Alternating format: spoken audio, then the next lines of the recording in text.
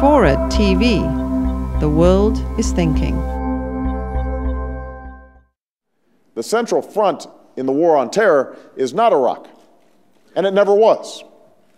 And that's why the second goal of my new strategy will be taking the fight to al-Qaeda in Afghanistan and Pakistan. It is unacceptable that almost 7 years after nearly 3,000 Americans were killed on our soil, the terrorists who attacked us on 9/11 are still at large. Osama bin Laden, Ayman Zawahiri are recording messages to their followers and plotting more terror. The Taliban controls parts of Afghanistan.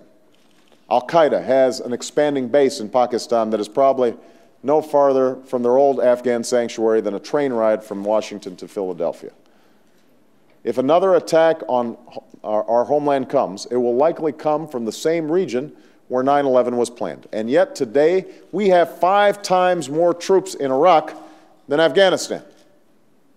Senator McCain said just months ago that Afghanistan is not in trouble because of our diversion to Iraq. I could not disagree more.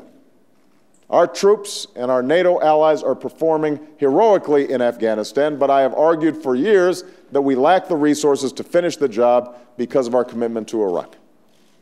That's what the chairman of the Joint Chiefs of Staff said earlier this month. And that is why, as president, I will make the fight against al-Qaeda and the Taliban the top priority that it should be. This is a war we have to win. I will send at least 2 additional combat brigades to Afghanistan and use this commitment to seek greater contributions with fewer restrictions from our NATO allies. I will focus on training Afghan security forces and supporting an Afghan judiciary with more resources and incentives for American officers who perform these missions.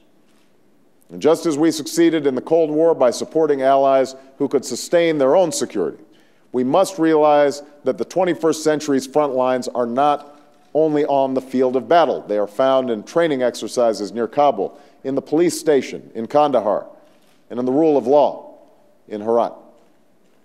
Moreover, lasting security will only come if we heed General Marshall's lessons and help Afghans grow their economy from the bottom up.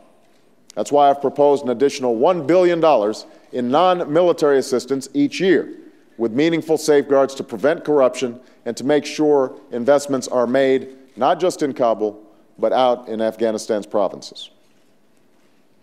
As a part of this program, we'll invest in alternative livelihoods to poppy growing for Afghan farmers, just as we crack down on heroin trafficking. We cannot lose Afghanistan to a future of narco-terrorism. The Afghan people must know that our commitment to their future is enduring, because the security of Afghanistan and the United States is shared. The greatest threat to that security lies in the tribal regions of Pakistan, where terrorists train and insurgents strike into Afghanistan. We cannot tolerate a terrorist sanctuary, and as president, I will not. We need a stronger and sustained partnership between Afghanistan, Pakistan, and NATO to secure the border, to take out terrorist camps, and to crack down on cross-border insurgents. We need more troops, more helicopters, more satellites, more Predator drones in the Afghan border region. And we must make it clear that if Pakistan cannot or will not act, we will take out high-level terrorist targets like bin Laden if we have them in our sights.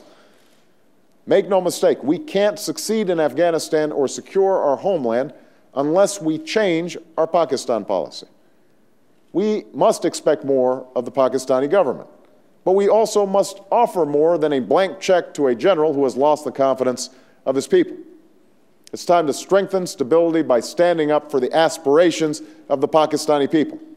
That's why I'm co-sponsoring a bill with Joe Biden and Dick Lugar to triple non-military aid to the Pakistani people and to sustain it for a decade, while ensuring that the military assistance we provide is used to take the fight to the Taliban and al-Qaeda. We must move beyond a purely military alliance built on convenience or face mounting popular opposition in a nuclear-armed nation at the nexus of terror and radical Islam.